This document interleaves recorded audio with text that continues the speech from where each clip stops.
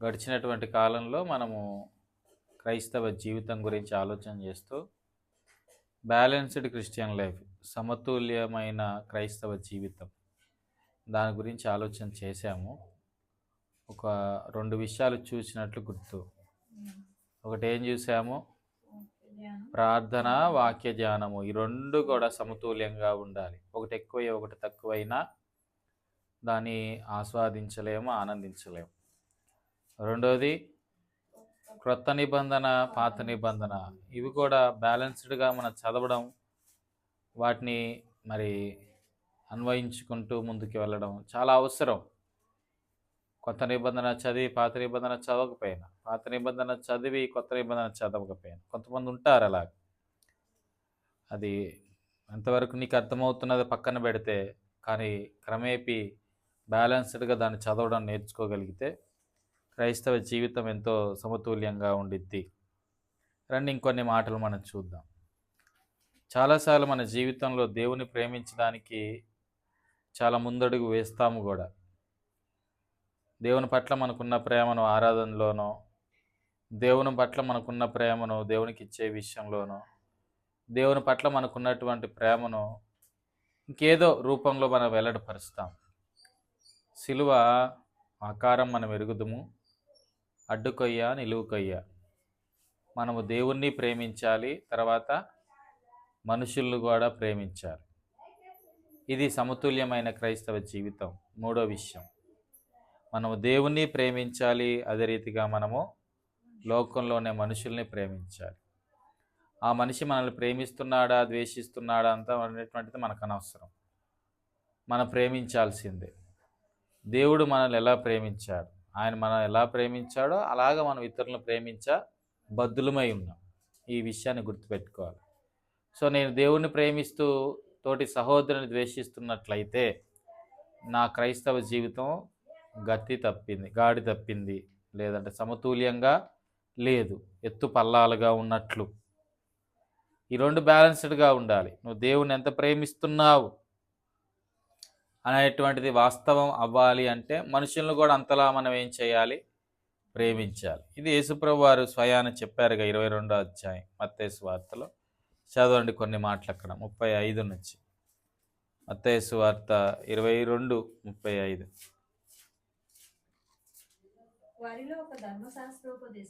వారిలో ఒక ధర్మశాస్త్రోపదేశకుడు ఆయన శోధించుచు, బోధకుడా,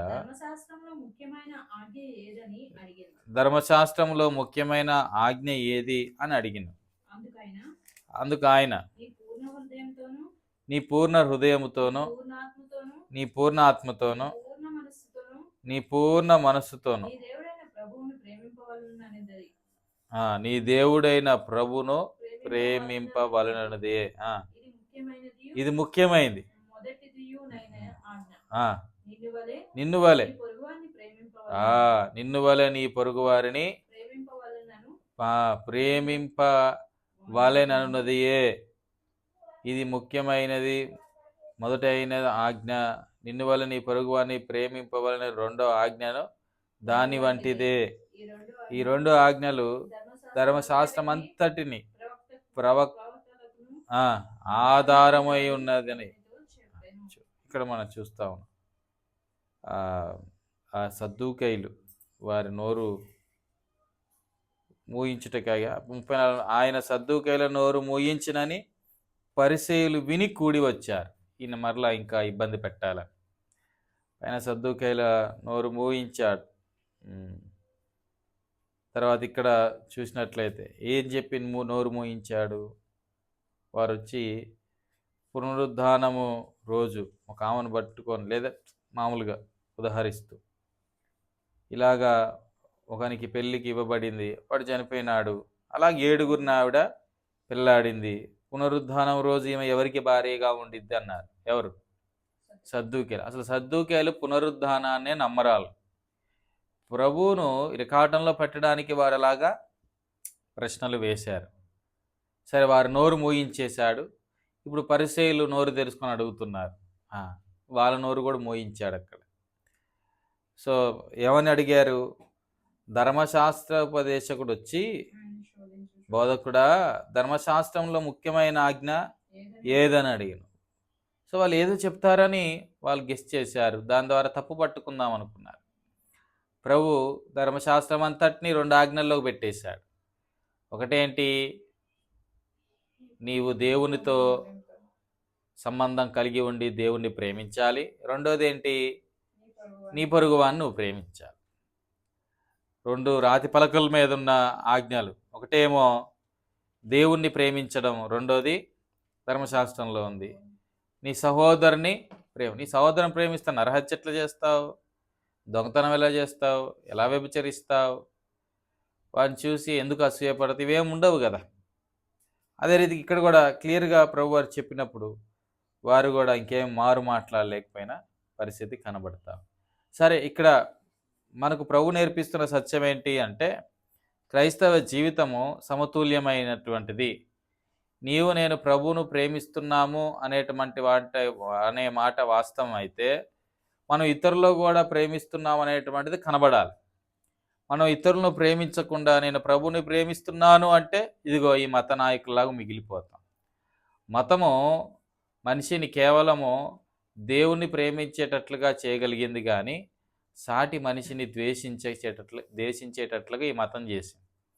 యేసు క్రీస్తు వారు మతాన్ని స్థాపించడానికి రాలేదు, ఆయన మార్గాన్ని స్థాపించడానికి వచ్చారు. క్రైస్తవ మతం కాదు, అది మార్గం. లోకంలో చాలా మతాలు ఉన్నాయి చూడండి, ఏ మతం అయినప్పటికీ కూడా వారు దేవుణ్ణి ప్రేమిస్తున్నామని చెబుతూ దేవునికి భక్తి చేస్తున్నారు ఏదో మొత్తానికి.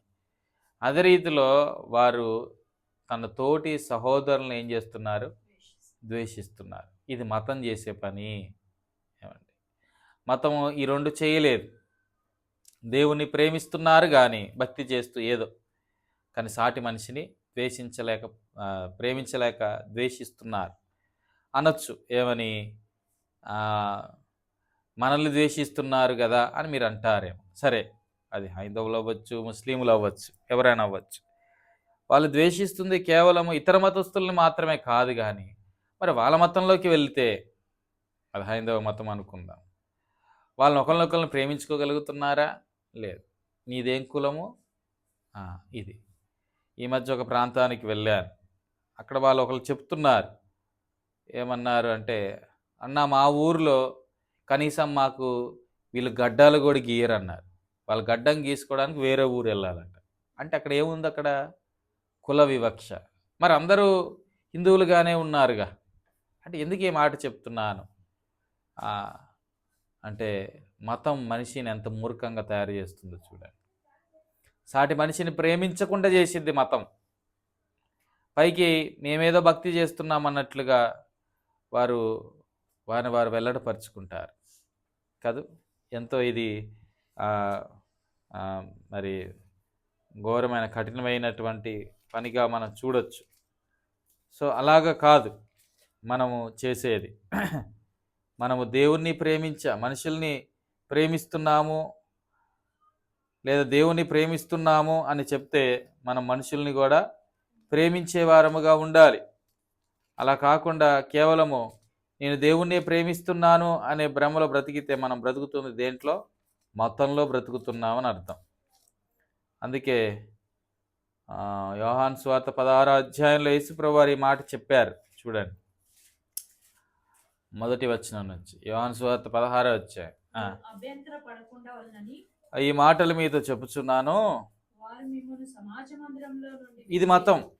ఈ మతం ఏం చేసిద్ది అంటే మనిషిని వెలివేసిద్ది. వారు మిమ్మల్ని సమాజ మందిరంలో నుంచి వెలివేస్తారు. ఇది మతం. మతం ఏం చేసిద్ది? రెండోది చంపిద్ది.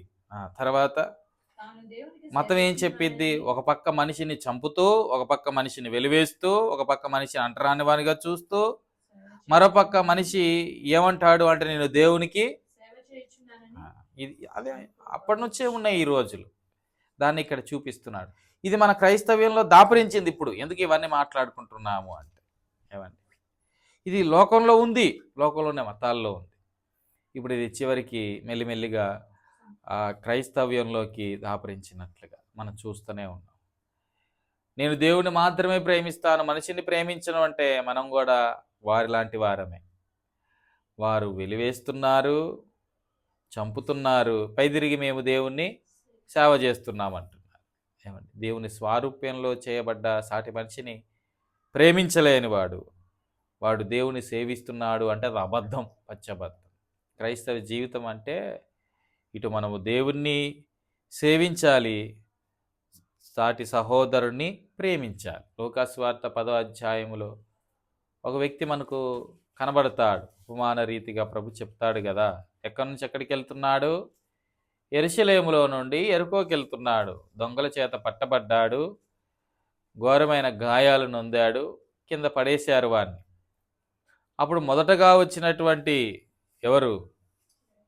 లేవీయుడా చూశాడు, తర్వాత యాజకుడు చూశాడు, తర్వాత లేవీయుడు చూశాడు.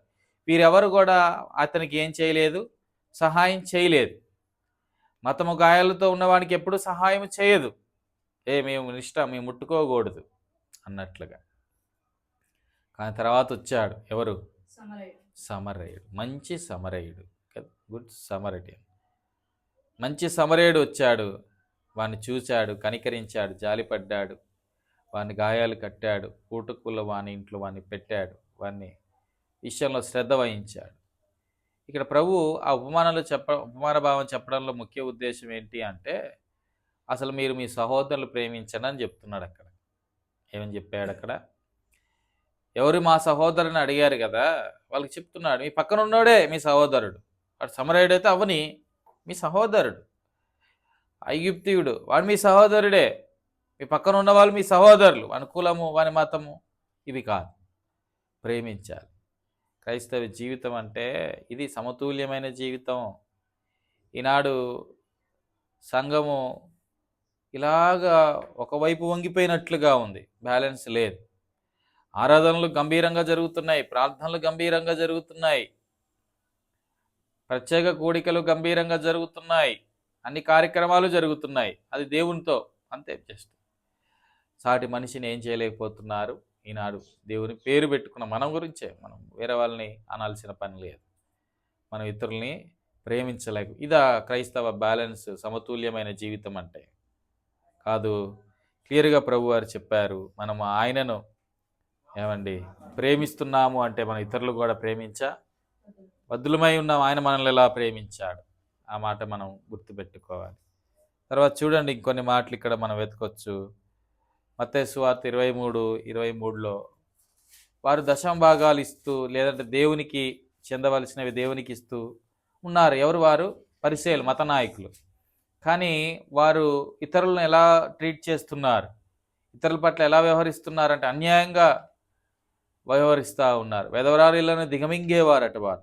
చూడండి, అన్యాయం చేసేవారు.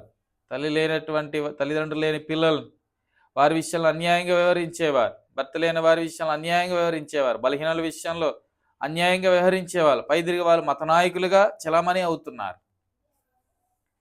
వారు సమాజంలో వందనాలు కోరుకునేవారిగా మనకు కనబడతారు. నిజమే, ఒక కోణంలో వారు దేవుడికి గొప్ప సేవ చేస్తున్నారు అందాం కాసేపు. ఇంకో కోణంలో వారు సాటి మనిషిని ఏం చేయలేకపోతున్నారు, ప్రేమించలేకపోతున్నారు. క్రైస్తవ జీవితము సమతుల్యమైంది. మనం దేవుణ్ణి ఎంతలా ప్రేమిస్తున్నామో మన తోటి సహోదరుని కూడా మనం అంతలా బద్దులమై ఉన్నాము అనే విషయాన్ని ఇక్కడ శిలువ ఆకారం అదేగా మనకు చూపిస్తా ఉంది. అపోస్తుల కార్యము ఓ మాట చూడండి, 24వ అధ్యాయం 16వ వచనం. అపోస్తుల కార్యములు 24:16. ఈ విధమున నేనును దేవుని ఎడలను 24:16 అపోస్తుల కార్యం. ఈ విధమున నేనును దేవుని ఎడలను మనుషుల ఎడలను ఎల్లప్పుడూ నా మనస్సాక్షి నిర్దోషమైనదిగా ఉండునట్లు. ఇది ఉండాలి క్రైస్తవ జీవితానికి. నేను దేవుని ఎడల అంటే కుదరదాడు. పౌలు జీవితం సమతుల్యమైన క్రైస్తవ జీవితం. తను ఎంత అద్భుతంగా ఇక్కడ చెబుతున్నాడు ఆ మాట. ఏమని? నేను దేవుని ఎడలను మనుషుల ఎడలను ఎల్లప్పుడూ నా మనస్సాక్షి నిర్దోషమైనదిగా ఉండునట్లు. డైలీ ఏం చేస్తున్నాడు? దాన్ని ప్రాక్టీస్ చేస్తున్నాడు, అభ్యాసం చేస్తున్నాడు. ఎంత ప్రార్థిస్తున్నావో ఇతరులతో అంత సమాధానంగా ఉండడం నేర్చుకో. ఎంత ఆరాధిస్తున్నావో ఇతరులతో అంత ప్రేమగా ఉండడం నేర్చుకో. కేవలం ఇదే ఉన్నట్లయితే మన క్రైస్తవ జీవితం మరి సమతుల్యంగా ఉండదు. అదంతా కూడా కిందికి మీదికి అన్నట్లుగా ఉంటుంది. పౌలు ఒక మంచి ఎగ్జాంపుల్గా మనకి ఇక్కడ కనబడుతున్నాడు. ఆయన సమతుల్యంగా అన్యుడని, యూదుడని, ఏమని గ్రీకు వాడని ఈ భేదాలేం చూపించలేదు. డబ్బున్నోడని, డబ్బు లేనోడని ఈ భేదాలు చూపించలేదు. మా వృత్తిలో ఉన్నోడా కాదా అనే భేదాలు చూపించలేదు. ఎంత చక్కగా ఆ మాటలు ఇక్కడ చెప్తున్నాడు. ఇటు దేవుని ఎడలను మనుషుల ఎడలను నా మనస్సాక్షి ఎల్లప్పుడూ ఒకరోజు కాదు నిర్దోషమైనదిగా ఉండేటట్లుగా నేను దాన్ని ఏం చేస్తున్నాను, అభ్యాసం చేస్తున్నాను.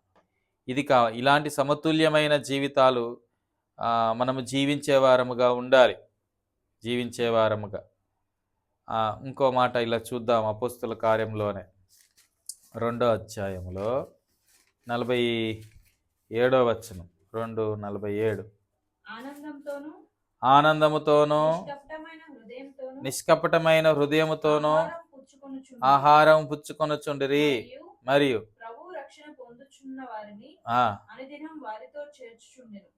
ఇక్కడ 2 విషయాలు జరుగుతున్నాయి ఈ వచనంలో మనం చూడగలిగితే. ఏమండి, పైన కూడా ఒకసారి, మరియు వారు ఏక మనస్కులై ప్రతిదినము దేవాలయంలో తప్పక కూడుకొనుచు ఇంటింట రొట్టెను విరుచుచు దేవుని స్తుతించుచు. చాలు 2 మాటలు ఇక్కడ ఉన్నాయి. ఒకటి, దేవుణ్ణి ఏం చేస్తున్నారు, స్తుతించారు. రెండోది, ప్రజల వల్ల దయ పొందుకున్న వారుగా ఉంది. ఇది ఉండాలా సమతుల్యం. ఇది సమతుల్యమైన జీవితాలు.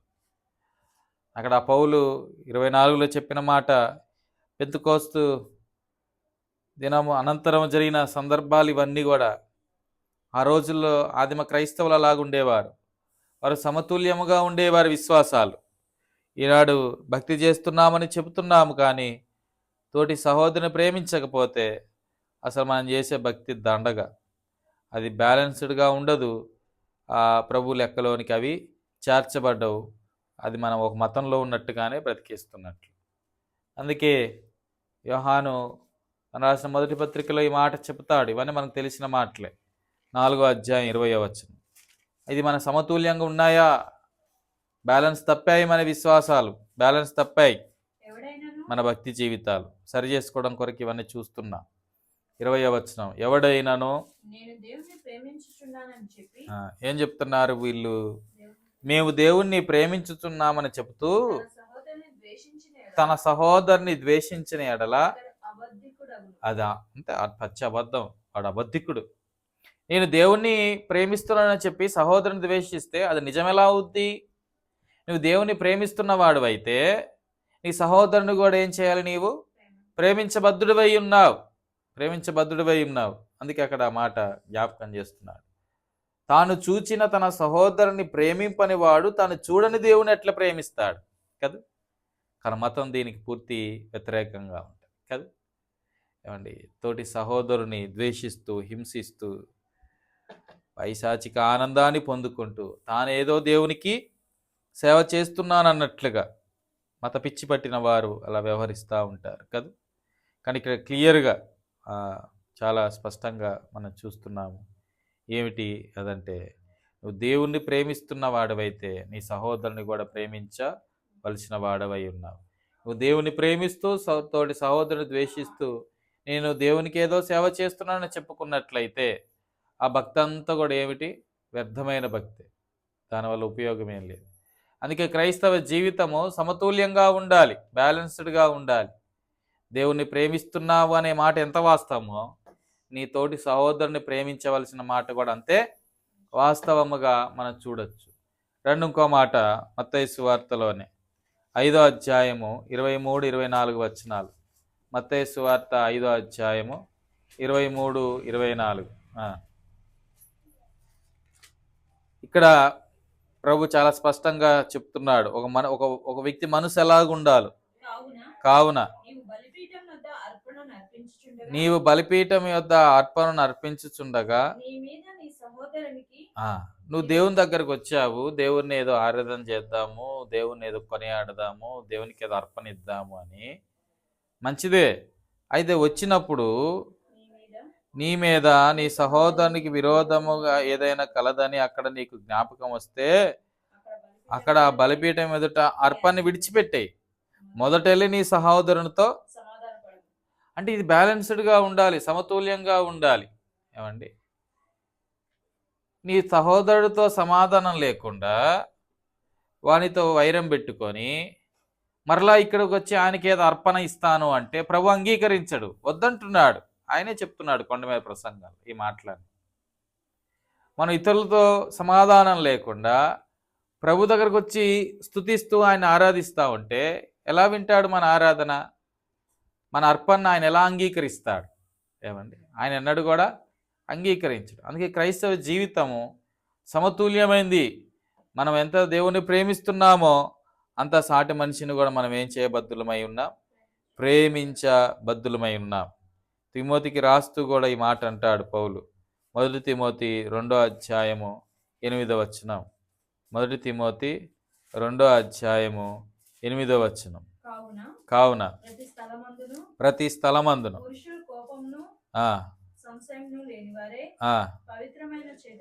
పవిత్రమైన చేతులెత్తి ప్రార్థన చేయవలెను. ఇక్కడ మనం చూస్తూ ఉన్నాం, ఏముండకూడదు? కోపం ఉండకూడదు, సంశయం ఉండకూడదు, ఇతరుల మీద అసూయలు ద్వేషాలు ఉండకూడదు. అవి కలిగి ఉండి ఊరికే చేతులెత్తి అయ్యా నాయనా దేవుడా అంటే ఆయన దాన్ని అంగీకరించడు. ఎవరి మీద ద్వేషాలు పెట్టుకోకుండా అప్పుడు పరిశుద్ధమైన చేతులెత్తి ఆయన ఏం చేయాలా? అడగాలి, మొరపెట్టాలి, అర్జించాలి. అప్పుడు మన ప్రార్థన ఆయన ఏం చేస్తాడు? అంగీకరిస్తాడు. ఇలా చెప్పుకుంటూ పోతే చాలా విషయాలు వస్తాయి. అయితే ఇప్పటివరకు మనం చేసిన ఆరాధనలు, ప్రార్థనలు అసలు ప్రభు దగ్గర చేరాయా అనే ప్రశ్న పుట్టాలి ఇప్పుడు మనకి ఇవన్నీ వినేటప్పుడు.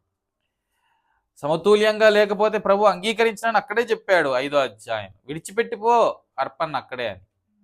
మన ఆరాధన ఆయన అంగీకరిస్తున్నాడా? మన భక్తి ఆయన అంగీకరిస్తున్నాడా? ఊరికే పైపై పెదాలతో మన ప్రభుని గనపరుస్తూ మైపరుస్తూ ఉన్నావేమో. ఏమండి, ఇతరులను ప్రేమించలేని వారముగాను, ప్రేమించలేని ఆ పరిస్థితుల్లో ఉంటూ కదా, అలా ఉండకూడదు. ఇది ఒక మాట క్రైస్తవ సమతుల్యమైన జీవితాన్ని బట్టి మనం నేర్చుకోవాల్సింది. సో దేవుణ్ణి ప్రేమించాలి, అదే రీతిగా నిన్ను వలె నీ పొరుగు వారిని ప్రేమించు అనే మాట కూడా మనం జ్ఞాపకం చేసుకోవాలి. ఇంకో తలంపులోకి వస్తే ఇంకోటి వచ్చేసరికి పని, అదే రీతిగా కుటుంబం, ఇది బ్యాలెన్స్గా ఉండాలి. పని, కుటుంబం. దేవుడు భక్తి విషయాలు మాత్రమే పట్టించుకునేవాడు కాదు, మన కుటుంబ జీవితాలు కూడా పట్టించుకుంటాడు. నీవు నీ భార్యతో, నీ భర్తతో ఎలా ఉంటున్నావు, పిల్లలతో ఎలా ఉంటున్నావు, ఏమండి, తర్వాత నీ ఫ్యామిలీలో నీ కుటుంబంలో ఉన్నవారు ఎంతమంది ఉంటే అంతమంది, వారితో నీవు ఎలా వ్యవహరిస్తూ ఉన్నావు. పని పని పని అని చెప్పి కుటుంబాన్ని నిర్లక్ష్య పెట్టకూడదు. కుటుంబం అని చెప్పేసి దేవుని పని కూడా నిర్లక్ష్యం చేయకూడదు. ఏమండి, ఈ రెండు బ్యాలెన్స్డ్గా ఉండాలి. నువ్వు ఎంత పని చేస్తున్నావు చెయ్యి, తర్వాత నీ కుటుంబంతో ఎంత గడపాలో సమయం అంతా గడుపు. కొంతమంది కుటుంబంతోనే సమయం గడుపుతారు, వారు దేవునితో ఏమీ సమయం గడపరు. కొంతమంది దేవునితోనే సమయం గడుపుతారు, కుటుంబంతో గడపరు. ఏమండి, ఇది చాలా అవసరం. మనము దీన్ని బ్యాలెన్స్ చేసుకుంటూ వెళ్ళాలి. ఇలా చేయకపోతే చాలా నష్టపోతాము కూడా. ఏమండి, ఒక మాట చూడండి, తిమోతికి రాస్తూ పౌలు ఈ మాట అంటాడు. 1 తిమోతి 3వ అధ్యాయము 4-5 వచనాలు. 1 తిమోతి 3వ అధ్యాయము మాన్యత కలిగి తన పిల్లలను స్వాధీనపరచుకొనుచు తన ఇంటి వారిని బాగుగా ఏలువాడై ఉండవలెను. ఎవడైనను తన ఇంటి వారిని ఏలనేరక పోయిన యెడల అతడు దేవుని సంఘమును ఎలాగూ పాలించును. సో ఇక్కడ బ్యాలెన్స్ అంటే ఫ్యామిలీ, అదే రీతిగా పని, అది మినిస్ట్రీ, అది సేవ అవ్వచ్చు, ఉద్యోగం అవ్వచ్చు, ఏదైనా అవ్వచ్చు అండి. ఆ రెండు కూడా ఎలా ఉండాలి అంటే సమతుల్యంగా ఉండాలి. అందుకే ఇక్కడ క్లియర్గా చెప్పాడు 4-5 వచనాలు. ఇంటి వారిని ఏలాలి, మరలా దేవుని సంఘం పని, లేదంటే నీకు ఇచ్చిన బాధ్యత. కొంతమందికి ఉద్యోగమే గొప్ప అయిపోయింది, వారు పనిలో అంతగా మునిగిపోతారు, కనీసం ఏ విషయాలు కూడా ఏం చేయరు, పట్టించుకొని వారుగా ఉంటాడు. కానీ యేసుప్రభు వారు అలా లేరు. యేసుప్రభు వారు ఆయన భూమి మీద ఉన్నప్పుడు దేవుని పని, లేదంటే తన తనకు దేవుడిచ్చినటువంటి పని, పరిచర్య అవ్వచ్చు, పని అవ్వచ్చు, అదే రీతిగా కుటుంబ వ్యవహారాలు, ఇవన్నీ కూడా చక్కగా బ్యాలెన్స్డ్గా ఆయన చూస్తూ వచ్చినట్లు మనం చూడొచ్చు. రండి 12వ అధ్యాయము, కాదు 2వ అధ్యాయము లూకాసు వార్త 48వ వచనం నుంచి. లూకాసు వార్త ఆయనకు 12 సంవత్సరాలు వచ్చినప్పుడు ఆయన తల్లిదండ్రులు ఆయన్ను చూచి మిక్కిలి ఆశ్చర్యపడిరి. ఆయన తల్లి, కుమారుడా, మమ్మల్ని ఎందుకు ఇలా చేసితివి? ఇదిగో నీ తండ్రియు నేనును. సో వారు ఏమైంది, ఆయన వారితో పాటు వస్తున్నాడు అనుకొని వారు ముందుకు సాగారు, ముందుకు వెళ్ళిపోతున్నారు. అయితే ఇక్కడ వారితో పాటు ఆయన లేడు. ఆ విషయాన్ని వారు తర్వాత గ్రహించారు కదా, కొంత ప్రయాణమైన తర్వాత. మరలా ఆయన వచ్చి చూసేటప్పటికి ఆయన సమాజంలో ఉన్నట్లు, సమాజ మందిరంలో, అంతేనా, దేవాలయంలో ఉండి బోధకుల ఎక్కడ కూర్చున్నాడు, బోధకుల మధ్య కూర్చొని వారి మాటను ఆలకిస్తూ వారిని ప్రశ్నలు అడుగుతున్నారు. ఈలోపు వీళ్ళు వచ్చి చూశారు, తల్లిదండ్రులుగా ఉన్నవారు. చూడండి తర్వాత, అప్పటికి ఆయన వయసు ఎంత అంటే 12 సంవత్సరాలు. ఆయన వయసు ఎంత? 12. అప్పటికే ఆయన బ్యాలెన్స్డ్గా ఎలా ఉండాలి, అందుకే క్లియర్గా అక్కడ చెప్పేశాడు. చదవండి ఆ మాట. 49, మీరేలా నన్ను వెతుకుచుంటిరి, నా తండ్రి పనుల మీద ఉండవలనని మీరు ఎరగరా అని వారితో చెప్పారు. తర్వాత అది వాళ్ళు గ్రహించలేదు. తర్వాత 51, అంతటా ఆయన వారితో కూడా బయలుదేరి నజరేతుకు వచ్చి వారికి లోబడి ఉండేను. ఆయన తల్లి ఈ సంగతులన్నిటినీ తన హృదయంలో భద్రము చేసుకునేది. అక్కడేమో తండ్రి పనిలో ఉన్నాడు, మరలా ఇంటికి వచ్చేమో వారికి లోబడ్డాడు అంటే ఇంటి పనిలో ఉన్నాడని అర్థం. ఏమండి, ఇది బ్యాలెన్స్డ్గా ఉండాలి. నిజమే, పొద్దున్న లేచి ప్రార్థన చేసుకోవాలి, వాక్యం చదువుకోవాలి, కానీ ఇంట్లో పని తప్పించుకోవడానికి చేయకూడదు. ఉంటారు కొంతమంది ఇంట్లో పని తప్పించుకోవడానికి, కొంతమంది యవనస్తులు ఉంటారు అలాగ పని తప్పించుకోవడానికి బైబిల్ పట్టుకుంటారు. అమ్మ పనంతా అయిపోయిన తర్వాత అప్పుడు ఏం చేస్తారు వీళ్ళు? అది కాదు, ఆ దొంగ ప్రార్థనలు, ఆ దొంగ భక్తి కాదు. అందుకే ఇక్కడ చూడండి, యేసుప్రభు వారు బ్యాలెన్స్ చేస్తూ ఉండేవాళ్ళు. ఇది ఎక్కువైపోయి ఇది తక్కువ అవ్వలేదు. ఏమండి, పని ఎక్కువైపోయి భక్తి తక్కువ కాకూడదు, భక్తి ఎక్కువైపోయి పని తక్కువ కాకూడదు. మనం ఈ రెండింటిని బ్యాలెన్స్ చేయాలి, సమతుల్యంగా ఉండాలి. భక్తి చేసే టైంలో భక్తి చేయి, తర్వాత పని చేసే టైంలో పని చేయి. ఈ రెండు చేస్తేనే ఆ క్రైస్తవ జీవితం చాలా ఆనందంగా ఉండిద్ది. అంత మాత్రమే కాకుండా ఇక్కడ పని, అదే రీతిగా కుటుంబం గురించి మనం మాట్లాడుకుంటున్నాం. యేసుప్రభు వారు ఇక్కడ చూడండి, నా తండ్రి పనిలో నేను ఉండాలి కదా అని ఆయన అక్కడే ఉండిపోయాడా? లేదు. ఎక్కడికి వచ్చాడు? మరలా ఇంటికి వచ్చాడు. కుటుంబాన్ని విడిచిపెట్టలే. సో కలవరం రాను మీద ఆయన పలికిన ఒక మాట కూడా మనం చూస్తాం. యోహాన్ను పట్టుకొని, లేదంటే యోహాన్ తోటి అన్నాడు కదా, ఏమని? ఇగో ఈమె నీ తల్లి, ఈమె నీవు నీ ఇంట చేర్చుకో అనే మాట కూడా మనం చూస్తా ఉన్నాం. ఆయన పరిచర్లో మునిగిపోయి కుటుంబాన్ని పట్టించుకోలేని వాడు కాదు, లేదా మనము పనులలో మునిగిపోయి కుటుంబాన్ని పట్టించుకోలేని పరిస్థితిలో ఉండకూడదు. కొన్ని కుటుంబాలు చూస్తే వారు పనుల్లో మునిగిపోతారు, భార్యాభర్తలు ఇద్దరు ఉద్యోగాలు చేసుకుంటారు, అసలు పిల్లలు ఏం చేస్తున్నారో వారికి తెలియదు, వారు ఎలా ఉన్నారో కూడా వారికి పట్టింపు ఉండదు, వాళ్ళ ఆత్మీయ స్థితి ఏంటో వారికి అవసరం లేదు, వాళ్ళ పనులే వారికి సరిపోతూ ఉంటాయి. ఇలాగా చాలా నేటి దినాల్లో ఇది ఎక్కువైపోతూ ఉంది. ఈ సమతుల్యత తప్పిపోతూ ఉంది. బ్యాలెన్స్డ్గా ఉంచుకోవట్లేదు. పనులేమి, తర్వాత కుటుంబ జీవితాలేమి. ఇంట్లో ఉన్న వారితో వారు ముచ్చటించరు. వారి యోగక్షేమాలు వారు పంచుకోరు. వారు పర్సనల్గా ఏమి సమయాన్ని గడపలేనటువంటి దినాల్లో మనం బ్రతుకుతున్నాం. సో ఇది బ్యాలెన్స్డ్గా ఉండాలి. అది లేకపోతే మాత్రము ఎంతో ప్రమాదం జరిగిద్ది కూడా కాదు. తర్వాత మనం చూడొచ్చు, యేసుప్రభు వారి దగ్గరికి వచ్చి బయట వాళ్ళు వేచి ఉన్నారు కదా, ఎవరు? ఆయన సహోదరులు, అదే రీతిగా తల్లి కూడా వస్తే అప్పుడు అన్నారు యేసుప్రభు, ఎవరు నా సహోదరుడు? తండ్రి చిత్తము చేయువాడే నాకు తల్లి, సహోదరులు అనే మాట చెప్పాడు.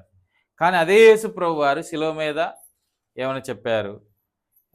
ఇదిగో ఆ తల్లి మరియతో మరియకు, ఇదిగో ఆయన నీ కుమారుడు అన్నట్లుగా మాట చూస్తాము. ఎక్కడ అది? యోహాను సువార్త 19వ అధ్యాయం 26, 27. జస్ట్ అలాగ గుర్తుండడం కొరకు 19, 26, 27. ఆయన ఎంత బ్యాలెన్స్డ్గా ఉన్నాడు.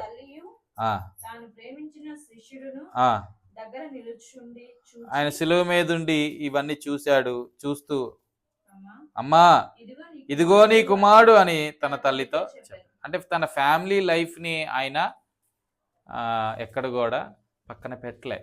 ఈనాడు చాలామంది వారు పనుల్లో పడిపోయి కుటుంబాలు పట్టించుకోరు, కుటుంబాలు పాడైపోతాయి. కుటుంబాల్లో ఉన్న వ్యక్తులు పట్టించుకోరు, పాడైపోతున్నాయి. చాలా విషయాలు మనం చూస్తాం సమాజంలో. ఇవన్నీ కూడా అది భార్యాభర్తల పరిస్థితి అవ్వచ్చు, తల్లిదండ్రులు పిల్లల మధ్య ఉండే సంబంధం అవ్వచ్చు. కొంత సమయం వెచ్చించాలి. ఎవరేమనుకుంటా నేను పట్టించుకోను. అప్పుడప్పుడు నా పిల్లలతో ఆడుతాను కూడా, వాళ్ళతో కూర్చొని క్యారమ్స్ కానీ వాళ్ళతో. ఎందుకు అలా అని చెప్పి మొత్తం ఆడుకుంటూ కూర్చోను నేను.